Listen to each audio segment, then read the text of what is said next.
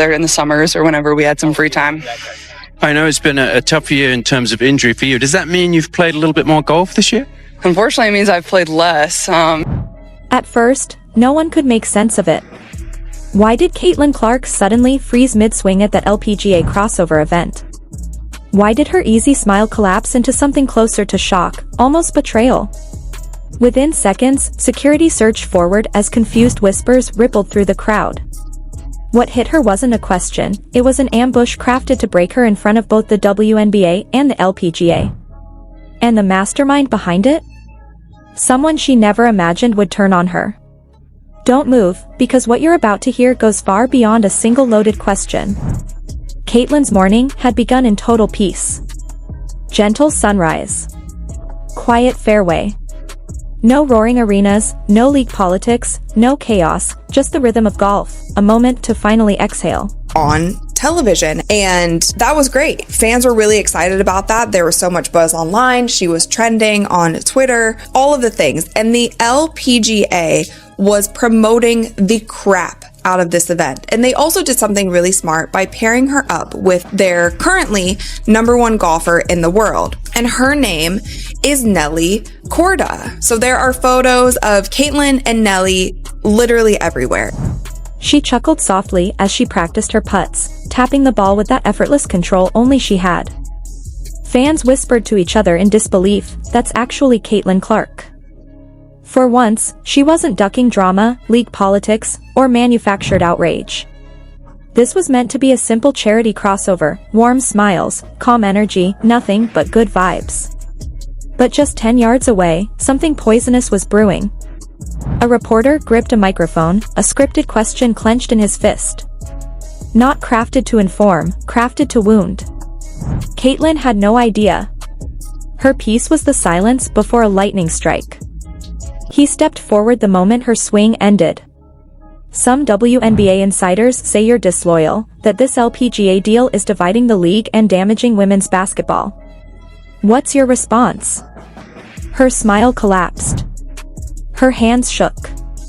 Her breath hitched. This wasn't journalism, it was an execution attempt. And for the first time, the world saw Caitlin Clark genuinely rattled. Gasps rose. Cameras zoomed in. Social media hovered on the edge of detonation. She knew exactly who engineered this hit. Someone wanted her cracked open. Someone wanted her painted as ungrateful. Caitlin wasn't letting it slide, especially when the reporter wasn't LPGA staff, wasn't approved, wasn't even on the media roster. Sources exposed the truth. He'd been planted by WNBA-linked media operatives. But the question was, why? Value that Caitlin Clark brings to the table, except guess who? Except who? The league she plays in, the WNBA. Kathy, in my opinion, this is the reason you gotta go. This is the reason you have to go.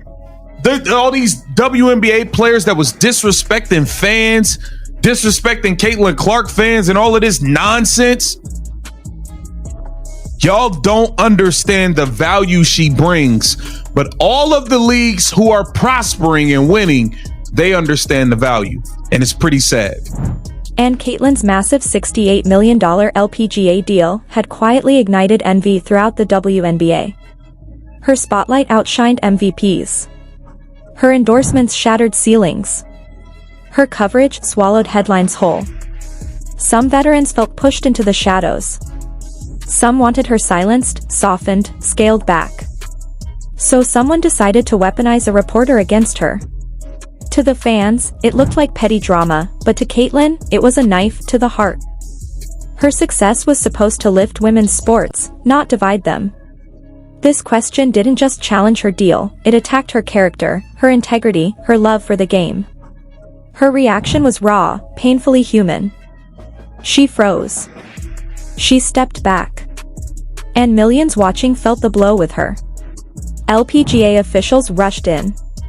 The reporter was grabbed, separated, and dragged off by security. But Caitlin didn't simply turn away. She called her legal team, because this wasn't a rude question, it was a calculated ambush. Within hours, the reporter was terminated, his credentials stripped, and an LPGA probe launched. Caitlyn was done playing nice. The legal charges mounted: harassment, professional sabotage, defamation, unauthorized access, emotional harm. All of these places, every media outlet is covering this, and you don't say anything. That's what we were talking about this whole season. We were correct. The fans that were saying that the WNBA seems to be trying to quiet the noise of Caitlin Clark, not letting her shine to her full ability, and not, in turn, not helping your own players in the league, we were right. And this event proved it, because the LPGA did literally everything correct. They capitalized on the moment. They found a way to put it on television. They allowed people to be there. Caitlin was signing autographs. They put their best golfer in the tour, league, whatever it's called. They put her with Caitlin because they knew that she would get more eyeballs doing that. They propped up harm, interference with contracts, and the investigation demanded answers. Who slipped the reporter inside? Who crafted that weaponized question? Was there WNBA coordination behind the scenes? Fans watched in shock as the internet detonated. Caitlyn refused to be anyone's pawn, and within minutes hashtags were everywhere: stand with Caitlyn, justice for Clark. Social feeds split into war zones. Was the reporter a lone rogue? A pawn in a bigger scheme? A WNBA-linked setup? Or was Caitlyn reclaiming the narrative? Analysts called it unprecedented, a potential cross-league sabotage scandal. But Caitlyn stayed steady, quietly signing new deals, her endorsements untouched, her LPGA schedule moving forward without a scratch. Then insiders dropped the bombshell: the reporter hadn't acted on his own. The question he used had been handed to him by media figures operating on the edges of the WNBA. Not. No, it's not. No, it's not. Stop it. Stop it. They said the Golf Channel went live during her round and had a reporter interview Clark on a walk down the fairway.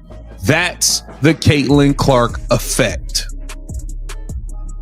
Most groups had a handful, sometimes a dozen followers. Clark had thousands.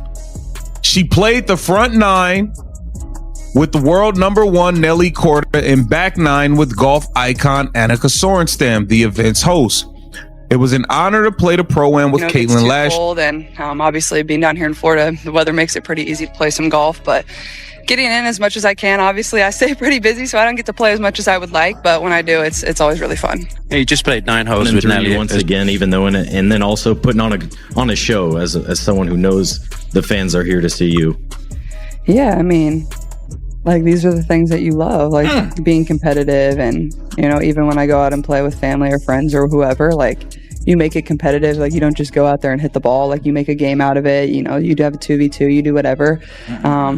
And I think that's what the fun part about golf. And, really with anything I do in life, I'm pretty competitive. The media coordinator wasn't ironclad proof of league involvement, but it was enough to unleash real consequences. High-level suspensions were suddenly on the table, investigations widening by the day. The legal battle was no longer brewing, it was erupting.